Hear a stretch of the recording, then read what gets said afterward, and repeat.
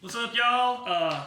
Trying to get into this hashtag GOAT challenge today, y'all. I'm telling you what, I've been enjoying reading the Word the last week, and I think we're maybe about 5-6 chapters in here as we're getting the video started going, and we're going to try to catch up over the next few days. But today we're going to kick off with Psalms 1. I love the Psalms. The Psalms are the songs, man. They're just so beautiful to read. They're so encouraging. But chapter 1's it kind of caught me off guard just a little bit. If I had to throw a title on here today, I'd say it's righteous versus wicked. And those are two really interesting words. You know, my big takeaways through reading through this psalm were in verses 1 through 3. We see that the righteous equals prosper. Now, prospering doesn't mean money, fame, fortune, any of that. It means something much, much different. And I want you to think about that. What does prospering mean in this context? Then we see in verse 4, wicked equals perishing. Well, perishing doesn't mean dying, but every day that we're not growing closer to Jesus, we're letting ourselves die just a little bit. And then in verses 5 through 6, what really came out to me, but it doesn't matter if you're righteous or you're wicked.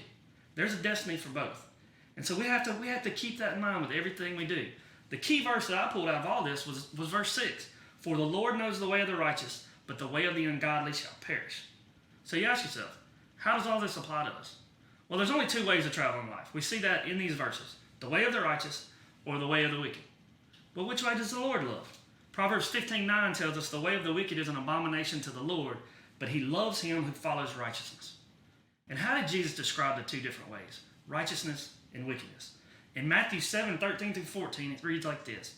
Enter by the narrow gate, for wide is the gate, and broad is the way that leads to destruction. And there are many who go in by it. Because narrow is the gate, and difficult is the way which leads to life. And there are few who find it. So my big food for thought, my big takeaway here that I want to leave you guys thinking about here, and you can jump in the comments and we can have a discussion about it. What three things do the righteous not do that cause them to be blessed? Hint, go have a look at verse 1. I'll talk to you guys later.